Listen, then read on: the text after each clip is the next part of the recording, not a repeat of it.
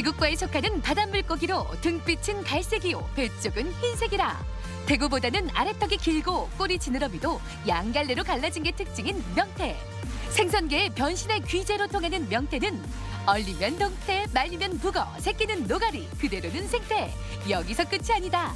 강원도 덕장에서 말린 황태, 황태가 검어진 고소한 먹태까지 맛과 영양을 모두 지닌 팔방미인 생선 명태. 건강밥상 오늘은 명태와 함께한다. 명태는 성질이 따뜻하고 피로를 풀어주는 효능이 있어 손발이 차고 속이 냉한 사람이나 체력이 떨어지는 사람에게 좋은 음식입니다. 필수 아미노산인 메티오닌이 풍부해 피로회복과 간을 보호하고 타우린이 풍부해 숙취 해소와 혈압에도 좋습니다.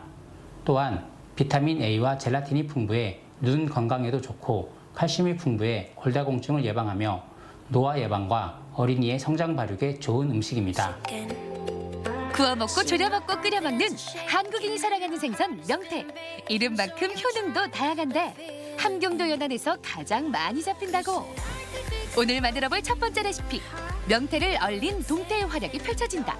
탕으로만 즐겼던 동태를 좀 더 고급지게 즐겨보는 냄비 안의 작은 바다 피시 스튜. 이어서 만나볼 요리는 명태살과 감자튀김. 거기에 새콤달콤 타르타르 소스가 어우러진 피쉬앤칩스. 입가에 미소가 번진다.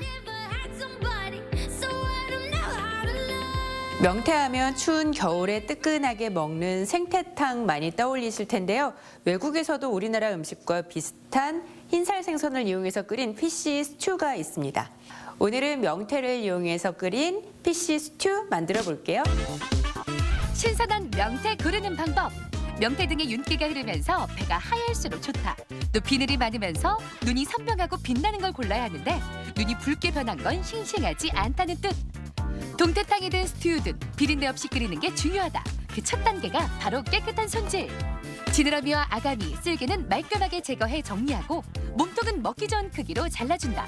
특히 동태를 해동하는 과정에서 소주나 청주를 뿌려주면 비린내 제거에 효과가 있다. 쌀뜨 물에 담가도 좋다. 얼린 명태인 동태를 사용하실 때는 천천히 해동하시는 게 좋은데요. 이때 술 종류를 뿌려두시면 비린내를 잡는 데 도움이 됩니다. 스튜에 들어갈 채소부터 손질해보자. 양파는 조금 굵게 채 썰고 마늘은 편썰기, 샐러리는 어슷하게 썰어 준비한다. 달궈진 냄비에 기름은 넉넉하게 두르고 손질한 채소를 한데 넣고 볶아주는데 양파가 반투명해지고 채소 향이 슬슬 올라올 때쯤 만들어둔 육수와 와인, 명태를 넣고 끓여준다. 여기에 맛과 향을 좌우할 핫소스와 홀토마토를 넣고 약불로 뭉근하게 끓인다. 스튜에는 좋아하는 채소들을 여러 가지 넣으실 수 있는데요. 샐러리의 향이 싫다 하시는 분은 넣지 않으셔도 되고요. 감자나 면이 넓은 파스타 면을 넣으셔도 맛있게 드실 수 있습니다. 보글보글 끓어오를 때쯤 준비한 각종 해물을 넣어준다. 스튜는 적당히 약한 불에서 오래 끓이는 게 특징인데 국물에 생기는 거품은 비린내를 유발하기 때문에 될 수 있는 한 모두 걷어내는 게 좋다. 마지막으로 5분 정도 더 끓인 후 얼얼하고 톡 쏘는 맛이 일품인 오레가노와 파슬리 그리고 소금 후추로 간을 한다. 피쉬 스튜는 뭉근하게 끓이기 때문에 살이 잘 부서지지 않고 비린내가 적은 흰살 생선인 명태 같은 생선 종류를 이용하시는 게 좋습니다. 사냥꾼의 솥단지로 불리는 스튜. 우리나라 찌개와 조림의 중간 단계로 이해하면 된다. 오늘은 고기 대신 명태가 활약했다. 오래 끓여도 부서지지 않는 흰살 생선. 명태의 담백함과 쫄깃한 매력이 매콤한 토마토 스튜와 잘 어울린다. 귀한 명태의 색다른 변신이다. 명태는 살이 단단하고 맛있어서 다양한 요리에 활용되고 있습니다. 흰살 생선을 튀겨서 감자와 곁들인 피쉬앤칩스는 영국인들이 사랑하는 요리인데요. 오늘은 대표 흰살 생선이 명태를 튀겨서 피쉬앤칩스 맛있게 만들어 볼게요. 식탁 위에 가장 많이 오르는 생선 중 하나인 명태. 연평균 7마리의 명태를 우리나라 사람들이 먹는다던데 타우린과 단백질 함유량이 높은 생선이다. 한마디로 숙취와 다이어트에 최고라는 뜻. 명태로 만드는 피쉬앤칩스. 이번엔 명태 필렛을 이용해보자. 뼈는 먹기 좋게 발라내 살포기만을 포뜬 것을 말하는데 물기는 완벽하게 제거하고 소금 후추를 뿌려 밑간을 한다. 명태는 마지막에 튀겨줄 건데요. 충분히 물기를 빼주셔야 맛있게 튀기실 수 있습니다. 피쉬앤칩스는 영국이나 호주의 주식으로 통한다. 본토에서의 칩은 우리가 프렌치 프라이라고 부르는 길쭉하게 썬 감자튀김에 가깝다. 스틱 모양으로 썬 감자는 찬물에 10분 정도 담가 전분을 빼준다. 또 튀기는 시간을 줄이기 위해 끓는 물에 소금을 넣고 3분 정도 감자를 데친 후 건져내 키친타월로 물기를 뺀다. 이어서 달걀 흰자 머랭도 만들어보자. 흰자만을 분리한 후 휘핑기를 이용해 충분히 거품을 내주는데 튀김옷의 차원이 다르다. 흰자 머랭으로 튀김옷을 만들게 되면 더욱더 폭신하고 바삭한 맛있는 튀김을 만드실 수 있습니다. 독특하게 전분가루에 물 대신 맥주가 들어간다. 맥주 탄산을 넣으면 튀김옷이 더 바삭해진다고. 밑간을 해둔 명태살에 전분가루를 묻히고 맥주 반죽을 골고루 입힌 후 마지막으로 흰자 머랭 속으로 입수하고 나면 튀김옷 만반의 준비 완료. 차르르 180도로 예열된 기름에 생선살을 넣고 노릇하게 튀겨낸다. 데쳐놓았던 감자도 튀겨서 키친타월로 기름기를 제거한다. 마지막으로 타르타르 소스까지 준비하면 피쉬앤칩스 끝. 생선을 튀긴 요리에는 느끼함을 잡아주는 타르타르 소스가 좋은데요. 타르타르 소스를 만드실 때는 오이 피클을 다져서 넣으셔도 되고요. 플레인 요거트로 맛을 더하셔도 좋습니다. 튀긴 감자 위에 파마산 치즈가루를 골고루 뿌려 맛을 더한다. 맥주 튀김옷을 곱게 입은 피쉬앤칩스를 접시에 예쁘게 플레이팅하고 새콤달콤한 타르타르 소스를 뿌려주면 깔끔한 데코까지 완성. 고소함이 눈으로 느껴진다. 결이 살아있는 푹신한 속살, 너무 두껍지도 얇지도 않은 튀김옷의 두께. 온 가족이 함께할 저녁 메뉴로도 행복한 술안주로도 안성맞춤이다. 명태는 콩나물과 같이 먹으면 알코올 분해와 간 건강에 더욱 좋은 효과를 보여줍니다. 또한 무, 달걀과도 궁합이 좋습니다. 반대로 시금치와는 궁합이 맞지 않아 같이 먹으면 칼슘의 흡수를 저해하므로 피하는 것을 권하며 과다 섭취 시 설사, 복통 등의 부작용이 나타날 수 있으므로 적당히 먹는 것을 권합니다. 눈을 밝게 해준다 해서 이름 붙여졌다는 명태. 불리는 이름도 20가지가 넘는다. 머리부터 꼬리, 껍질부터 내장까지 무엇 하나 버릴 게 없는 최고의 식재료. 지방 함량이 낮고 담백한 맛을 자랑해 어떻게 조리해도 그 맛이 뛰어난데 수온 10도씨 이하에서만 산다는 대표 한류 어종 명태. 맛도 영양도 역시 한류 스타다.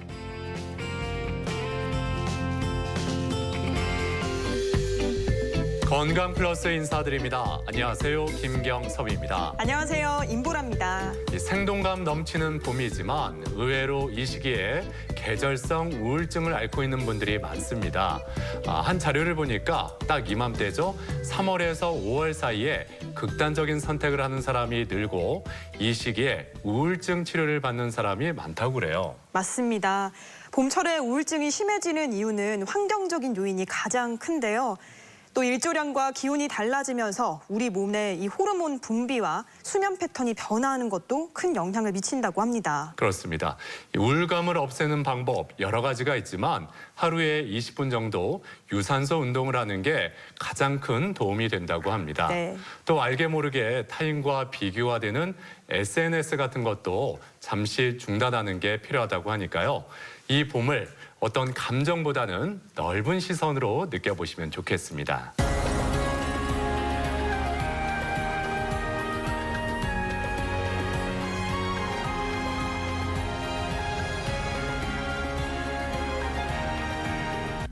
잘 먹고 잘 자는 것만큼 중요한 것이 바로 몸 밖으로 잘 배출해내는 것.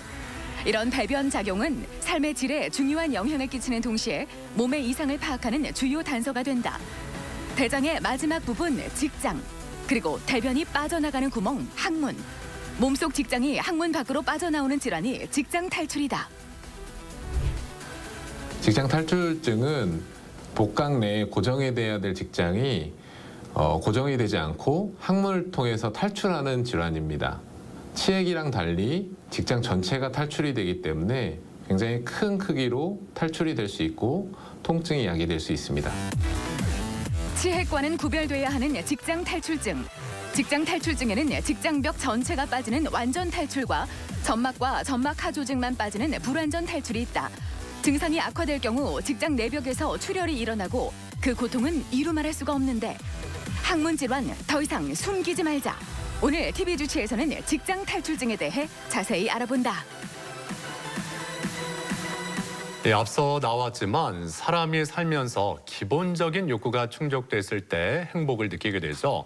쉽게는 잘 먹고 잘 자고 잘 배변하는 건데 이렇게 가장 기본적인 게 가장 어려울 때가 있어요. 그렇죠.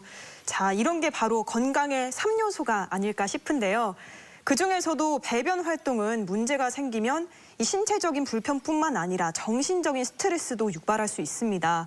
이 배변 활동에서 가장 중요한 역할을 하는 곳 중 하나가 바로 직장이죠. 그래요. 우리가 일하는 일터, 이 직장이 우리가 소화하는 데 중요한 역할을 하는데 우리 몸속에 있는 직장 또한 주요 소화기관입니다.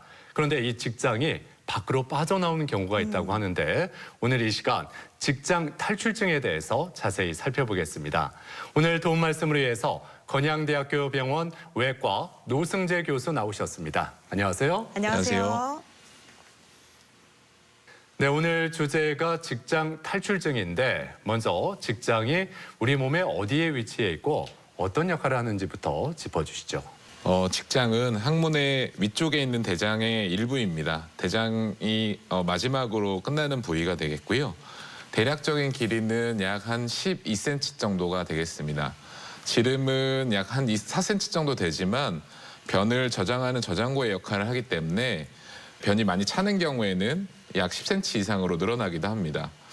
직장은 주변의 다른 장기들과 근접해 있습니다. 성별에 따라 다르긴 하지만 남성의 경우에는 직장의 앞에 전립선과 방광, 정관 등의 비뇨 생식 장기가 있고 여성은 직장의 앞에 질 후벽이 존재하고 굉장히 얇은 상태로 가까이에 붙어 있습니다. 이 직장의 뒤쪽에는 골반뼈가 있는데 골반뼈와 직장 사이에 얇은 인대가 있어서 직장이 아래로 내려가지 않게 잡아주는 역할을 하고 있습니다. 직장은 위에서부터 소장까지 소화되고 흡수가 끝난 음식물이 대변으로 변화된 상태에서 저장을 하는 기능과 저장되어 있던 변을 밀어서 배출하는 배출기관의 기능을 동시에 가지고 있습니다. 원활한 배변 활동을 위해서 항문의 역할도 참 중요한 것 같은데요. 항문의 역할과 기능은 뭘까요? 예, 항문은 우리가 생각하는 그 변이 나오는 장기가 맞습니다. 이 항문은 해부학적으로 보면 굉장히 복잡한 여러 근육들이 합쳐져서 생긴 장기입니다. 골반의 아래를 구성하는 항문 거근이 항문연으로 내려오게 되면서 이 바깥쪽에서 항문의 바깥쪽을 구성하는 항문 외 괄약근으로 구성이 되고 직장 내에 있던 직장의 근육 자체가 항문으로 내려오게 되면서 항문의 내 괄약근으로 내려오게 됩니다. 이 두 개의 괄약근을 합쳐서 항문 괄약근이라고 표현을 하게 되고 이 중에서 항문의 외 괄약근은 우리가 변을 마려울 때 참는 과정 중에서 이 외 괄약근이 수축을 하면서 배변을 참는 기능을 담당을 하게 되고 반대로 변이 마려운 느낌이 생기게 되면 이런 배변 반사에 의해서 항문의 외괄약근과 내괄약근이 이완이 되면서 배변을 하게 되는 이런 배변 과정을 조절하는 기능을 가지고 있습니다. 네. 자, 이렇게 직장과 항문이 우리 몸에 있어서 중요한 기능을 하는데 자, 그렇다면 이 직장이 탈출, 몸 밖으로 나오는 직장 탈출증이라는 건 어떤 질환인지 자세히 설명해 주시죠. 항문뿐만 아니라 아래에 있는 장기들의 여러 가지들이 구조가 약화가 되면서 빠져나갈 수가 있고요. 방광이나 자궁 혹은 직장 같은 것들도 탈출이 될 수가 있습니다. 이 중에서 직장은 항문 안쪽에 있던 직장이 직장 주변에 조직이 고정된 상태가 약해지면서 항문 밖으로 탈출되는 질환이라고 생각할 수 있겠습니다. 네. 직장이 몸 밖으로 빠져나와 있는 상태, 생각만 해도 굉장히 불편할 것 같은데요. 근데 이 설명을 듣다 보니까 우리가 흔히 아는 치질이 떠오르거든요. 어떤 점이 다를까요? 네, 우리가 흔히 아는 치질은 정확하게는 항문에 생긴 질환을 총칭하는 것을 치질이라고 합니다. 우리가 흔히 이제 치질이라고 표현하는 정확한 질병의 표현명은 치핵이고요. 치핵은 항문 점막이라든지 항문의 혈관이 압력에 의해서 튀어나오는 질환입니다. 이 치핵의 경우에는 항문에서만 나오는 이 점막이 탈출이 된다는 것이고, 직장 탈출증은 항문 위쪽에 있는 직장이 구조적인 변화로 인해서 약해지면서 튀어나오게 됩니다. 치핵의 경우에는 심하지 않은 경우에는 보존적인 치료 혹은 약물 치료를 통해서 보존적으로 치료를 할 수가 있겠지만, 직장 탈출증은 성인에서 생기는 경우에는 꼭 수술을 해야만 하는 중요한 질환입니다. 네. 네. 자, 그렇다면은 직장을 둘러싼 근육들이 느슨해지면서 이렇게 직장 탈출증이 생길 수 있을 것 같은데, 이 노년층에서 많이 나타날 것 같거든요. 이 발생 빈도가 어떻게 되나요? 네, 직장 탈출증은 노년층에서도 많이 발생하지만 5세 미만의 성장이 아직 끝나지 않은 5세 미만의 유아에서도 많이 생긴다고 보고가 되어 있습니다. 5세 미만에서는 과도한 힘주기 등에 의해서 직장 탈출증이 발생을 할 수 있지만, 이 유아에서 생기는 직장 탈출증은 수술 없이 대부분 자연 치유가 될 수가 있습니다. 하지만 60에서 70세 이상의 고령층에서 생기는 직장 탈출증의 경우에는 괄약근 이완의 문제 때문에 자연 치유가 안 되게 돼 있습니다. 발생 빈도에서는 남성에 비해서 여성이 약 5배에서 10배 정도 많다라고 알려져 있습니다. 이런 이유에 대해서는 아직 정확히 밝혀져 있지는 않지만, 분만에 의한 골반 아래를 구성하는 골반 저 근육의 손상이라든지, 남성에 비해서 골반이 넓기 때문에 넓은 골반으로 인해서 탈출할 수 있는 공간이 넓어지게 되는 이유가 주로 생각이 되고 있습니다. 네. 네. 연령대별로, 성별로 또 직장 탈출증의 발생 빈도를 알아봤는데요.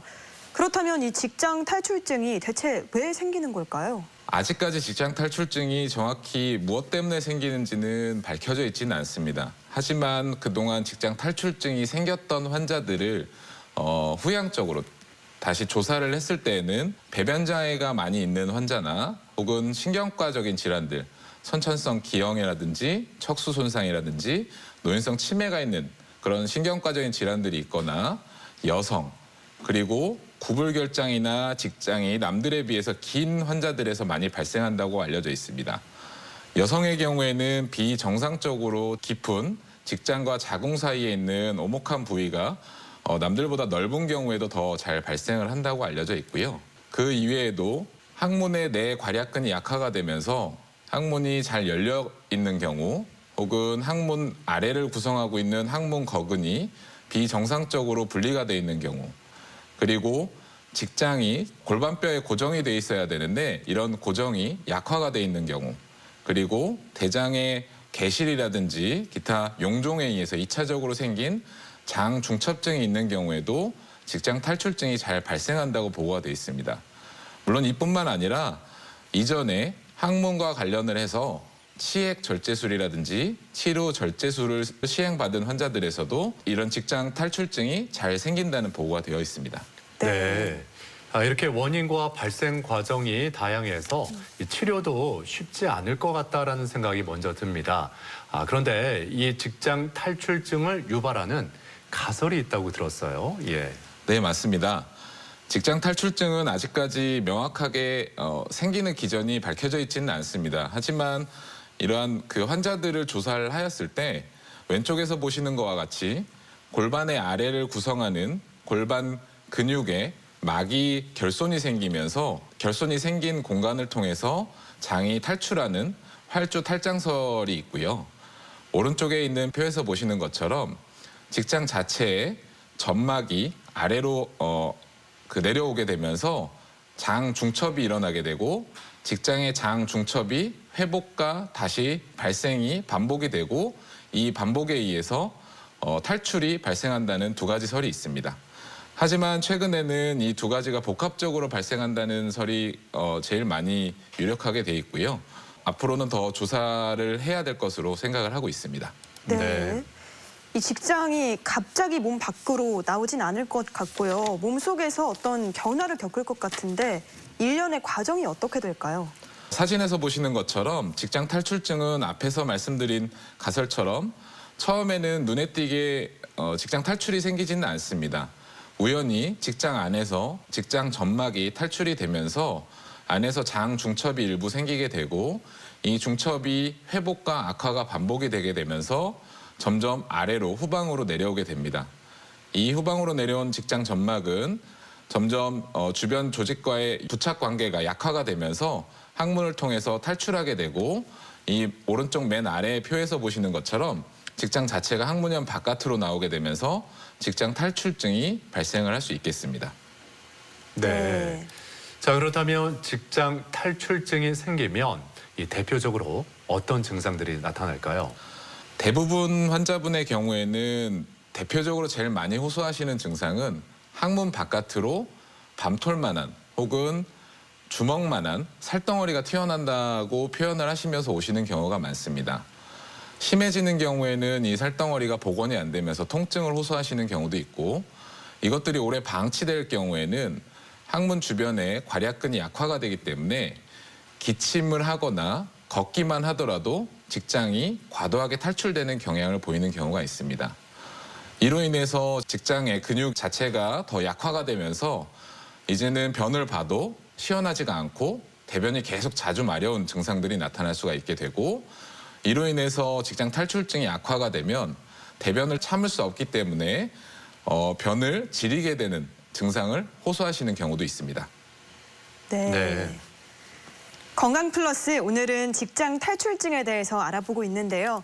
이번에는 병원에 직접 찾아가서 환자들을 만나보고 진단법과 치료법을 알아보도록 하겠습니다. 화면으로 만나보시죠. 직장이 항문 밖으로 나오는 질환, 직장 탈출증.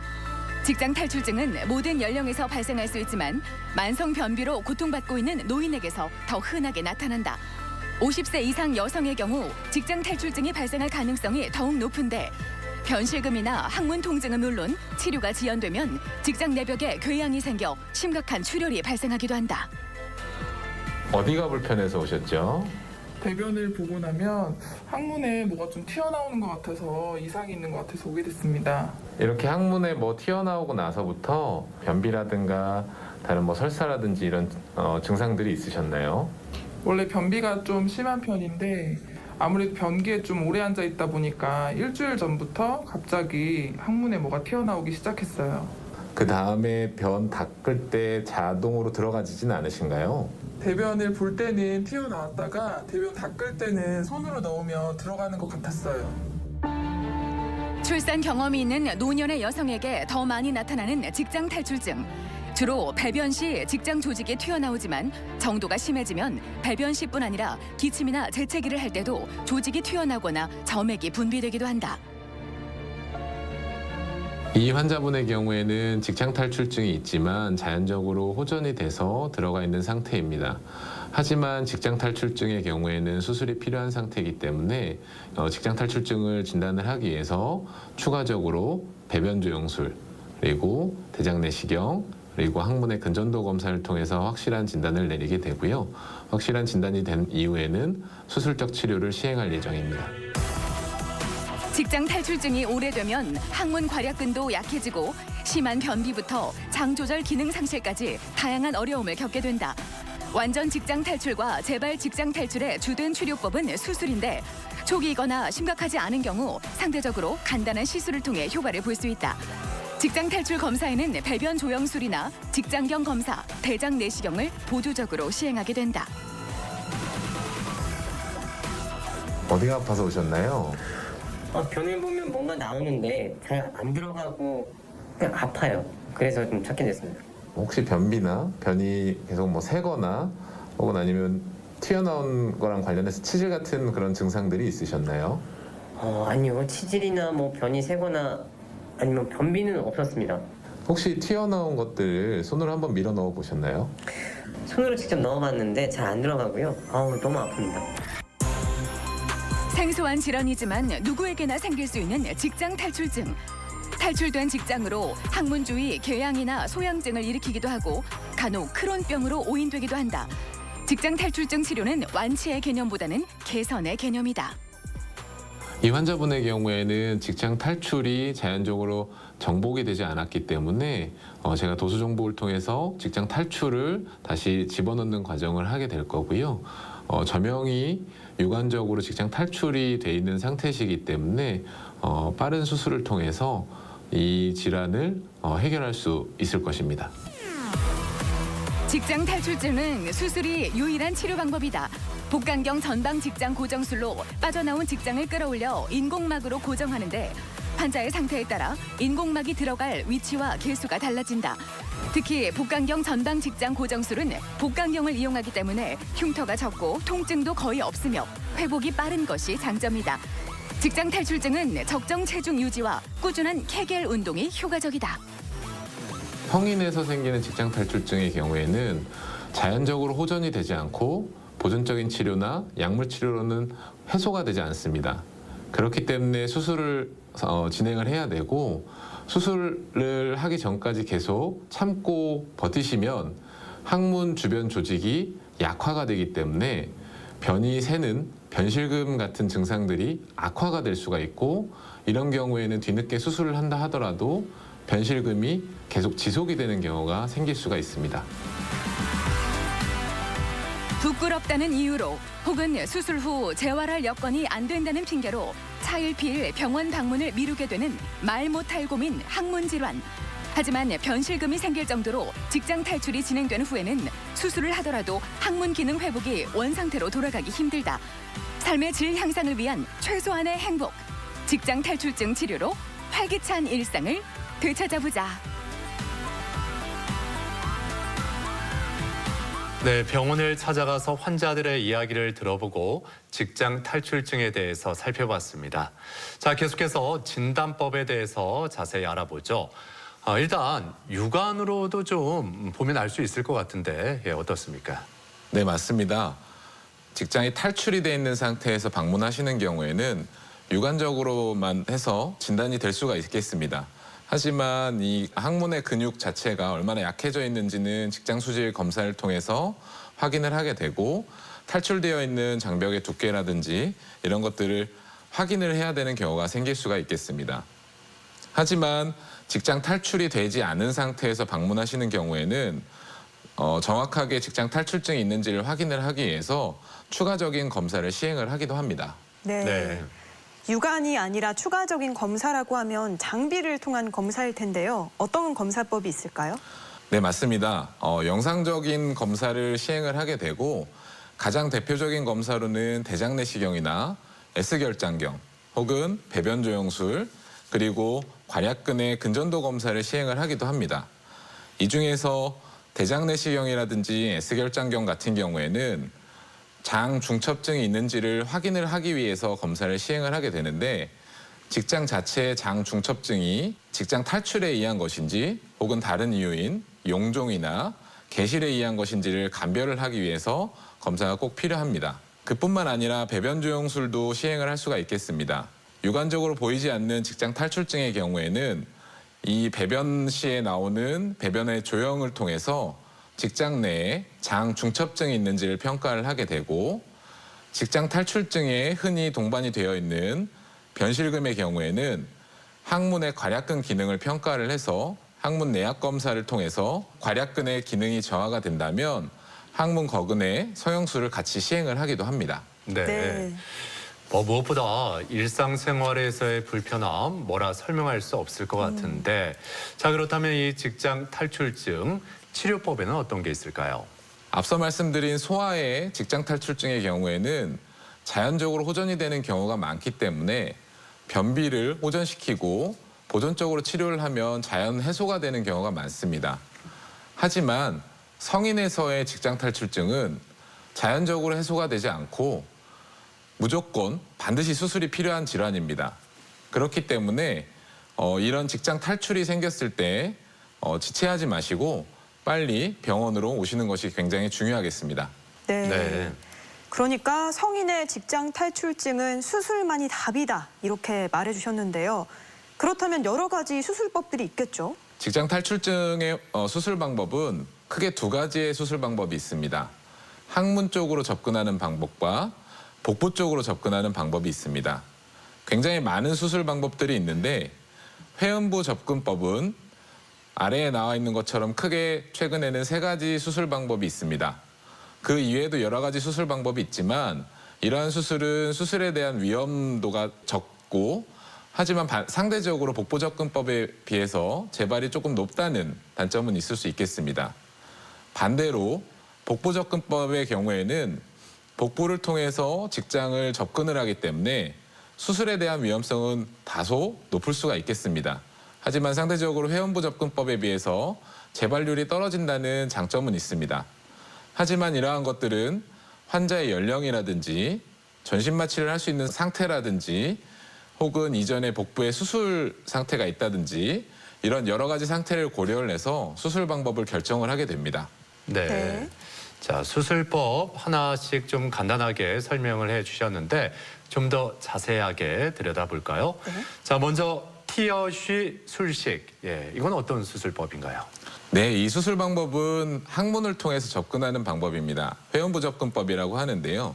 이 수술 방법은 다른 수술 방법에 비해서 척추 마취라든지 전신 마취를 하지 않고 수술을 할 수 있는 장점이 있습니다. 항문의 12시 방향과 6시 방향에 약 1cm가량의 절개를 시행을 하게 되고 항문연 주변으로 공간을 확보를 하게 되고 동그란 띠 모양의 구조물을 삽입을 해서 약해져 있는 항문 괄약근 조절 기능을 향상을 시켜주는 수술이기 때문에 수술 시간 자체도 약 30여 분으로 빠르게 수술이 끝날 수 있고 다른 수술에 비해서 덜 침습적이라는 장점이 있습니다. 하지만 다른 수술에 비해서 상대적으로 재발률이 높다는 단점이 있겠습니다. 아까 나왔던 회음부 접근법 중에 델로름 술식이란 것도 있는데요. 이름만으로는 어떤 수술법인지 모르겠는데 어떤 건가요? 네, 델롬 수술은 티어시 수술과 마찬가지로 회음부 쪽으로 접근을 하는 것입니다. 이 델롬 수술은 항문 점막만을 절제하는 수술 방법이고 튀어나와 있는 직장 점막의 가장 최상단에서 직장 점막만을 절제를 해서 탈출되어 있는 직장 점막을 절제를 한 후에 근육층을 봉합을 해주고 절제된 점막과 상부에 있는 직장의 점막을 연결해주는 수술 방법입니다. 이 수술 방법은 티어시 수술 방법에 비해서 재발률이 좀 더 적다는 장점이 있고 다른 복부 접근법에 비해서 척추 마취만으로 수술을 시행할 수 있는 장점이 있겠습니다. 네. 네. 이 직장 탈출증 수술법 중에 그렇다면 흉터가 남지 않게 복강경을 이용한 수술 방법도 있을까요? 어떻습니까? 네, 물론 있습니다. 복강경을 이용한 수술 방법은 여러 가지 방법 중에서 복부 접근법을 통해서 수술을 시행을 하게 되는데 이 중에서 복강경 전방 직장 고정술이라는 수술 방법이 최근에는 많이 시행이 되고 있습니다. 이 복강경 전방 직장 고정술은 탈출되어 있는 직장을 복강 내에서 절개를 통해서 복막을 절개를 하고 탈출되어 있는 직장을 끌어올린 다음에 메시라는 인공막을 통해서 직장에 탈출되어 있는 원위부를 꼬매게 되고 이것을 끌어올려서 직장의 골반뼈에 고정을 해주는 수술 방법입니다. 이 수술 방법은 다른 복부 접근 수술 방법에 비해서 대장이나 S결장, 구불결장을 절제하지 않고 장절제를 하지 않은 상태에서 보존적으로 치료를 할 수가 있고 또한 복강경 구멍 자체도 약 한 5mm 정도의 절개를 약 한 4개에서 5개 정도만 하고 시행을 할 수가 있기 때문에 미용적으로도 굉장히 좋은 효과를 얻을 수 있는 수술 방법입니다. 같이 보시면서 설명을 드리도록 하겠습니다. 복막의 절개를 통해서 직장을 충분히 상부로 끌어올릴 수 있는 컨디션을 만들어준 다음에 앞서서 말씀드렸던 인공막인 메시라는 인위적인 물질을 직장의 하부에 고정을 하게 됩니다. 고정을 해준 상태로 직장을 끌어올리게 됩니다. 그리고 절개했던 복막을 봉합을 한 상태로 수술을 종료하게 됩니다. 네. 아마 수술을 하시는 분들도 그렇고 가장 궁금해할 부분이 수술 후 경과일 텐데요. 경과가 괜찮은가요? 다른 수술과 달리 복강경 전방 직장 고정술은 수술 시간이 그렇게 길지는 않습니다. 장을 절제하거나 하지는 않기 때문에 수술 시간은 약 1시간에서 1시간 반 혹은 길어도 2시간 정도밖에 걸리지는 않습니다. 입원 기간도 다른 수술에 비해서 짧은 편입니다. 환자분들이 수술 끝나고 나서 식사를 충분히 잘 하시고 하는 경우에는 복강경을 이용한 그 복강경이 들어갔던 구멍만 소독을 하면 되기 때문에 입원 기간도 굉장히 짧아져서 경우에 따라서는 한 3일여 만에 퇴원을 하시기도 하고 길어도 한 5일 만에 퇴원을 하기도 합니다. 물론 어느 수술이든 간에 합병증은 발생할 수 있습니다. 이 복강경 전방 직장 고정술도 합병증은 발생할 수 있다고 보고가 되어 있습니다. 다른 수술과 마찬가지로 출혈이나 통증, 감염 같은 합병증이 발생할 수 있고 그 직장을 끌어올리는 메쉬와 관련돼서 주변 장기에 미란이라든지 메쉬에 감염이 생길 수 있지만 이런 합병증의 발생 가능성은 1% 미만으로 굉장히 적은 편입니다. 네. 뭐 모든 수술이 다 그렇듯이 직장 탈출증 수술 후에도 관리가 중요할 텐데 어떤 노력이 필요할까요? 네, 맞습니다. 직장 탈출증의 수술 후에는 이전에 수술 전에 이미 변비가 있거나 변을 지리는 변실금이 있던 분들의 경우에는 수술 후에도 동일한 증상이 지속이 될 수 있습니다. 이것은 괄약근이 이미 약해져 있기 때문인데요. 하지만 수술 후에도 규칙적으로 배변 습관을 들이고 무리하게 힘주지 않은 상태에서 배변하시는 연습을 한다면 충분히 좋아지실 수 있습니다. 변비가 있거나 변실금이 있는 경우에는 음식을 가려서 섭취하시거나 케겔 운동 같은 운동을 통해서 좀 더 좋아질 수 있도록 하는 훈련을 추가하실 수도 있겠습니다. 자, 오늘 내용을 종합할 수 있는 직장 탈출증, 이것만은 꼭 기억하자. 어떤 것들을 기억해야 할까요? 네, 우선 첫 번째로는 직장 탈출증은 증상이 생기고 나서 이 증상을 방치하고 계속 병원에 방문하지 않으시면 직장 항문에 근육이 약화가 되면서 변실금이나 변비가 생길 수 있습니다. 그렇기 때문에 빨리 병원을 방문하시는 것이 중요하겠고요. 앞서 말씀드린 것처럼 성인에서 생기는 직장 탈출증은 보존적인 치료로 호전이 되지는 않습니다. 그렇기 때문에 수술이 꼭 필요한 질병입니다. 수술은 앞에서 복강경 전방 직장 고정술만 설명을 드렸지만 환자분들의 컨디션이나 혹은 다른 기타 사항에 따라서 달리 선택될 수 있고 여러 수술 방법이 선택이 될 수가 있겠습니다. 이 중에서 복강경 수술은 다른 수술에 비해서 상대적으로 회복이 빠르고 퇴원이 빠르다는 장점이 있기 때문에 최근에 많이 시행이 되고 있습니다. 대전 MBC 건강플러스, 오늘은 직장 탈출증에 대해서 이야기 나누고 있는데요. 이번에는 직장 탈출증에 대한 오해와 진실을 OX로 풀어보겠습니다. 네. 자, 먼저 직장 탈출증은 재발하지 않는다. O일까요, X일까요? 답은 X입니다. 직장 탈출증은 여러 가지 수술 방법이 있는 만큼 각자에 따라서 여러 가지 재발이 생길 수가 있습니다. 복강경 전방 직장 고정술 같은 경우에는 약 10분 중에서 한두 분 정도는 재발이 발생할 수 있다고 알려져 있고요. 회원부 접근법 자체도 복강경 수술에 비해서 조금 더 재발률이 높다는 보고들이 있습니다. 네. 네. 다음 질문은요. 직장 탈출증 예방을 위해서 좌욕이 좋다. 이건 OX 중 어느 걸까요? 답은 O입니다. 좌욕의 경우에는 좌욕을 통해서 항문 주변에 근육의 적절한 이완과 수축에 도움이 됩니다. 이러한 적절한 근육의 이완과 수축을 통해서 직장에 고정이 돼 있는 주변 조직에 영향을 주게 됩니다. 그렇기 때문에 이런 직장 탈출증의 예방에는 좌욕이 굉장히 도움이 될 수 있겠습니다. 그리고 직장 탈출증이 오래되면 암으로 변할 수 있다. 이건 O일까요, X일까요? 답은 X입니다. 직장 탈출증 자체가 암을 발전시킨다는 보고는 없습니다. 다만 직장암 환자에서 직장암으로 인한 장중첩증이 발생하는 경우가 보고돼 있고 이런 장중첩증이 생기면서 직장이 탈출하는 경우가 생길 수 있다는 보고는 돼 있지만 아직까지 직장 탈출증으로 인해서 암이 발생한다는 보고는 없습니다. 네. 자, 그리고 직장 탈출증은 변을 보는 습관과 관계가 있다. O일까요, X일까요? 답은 O입니다.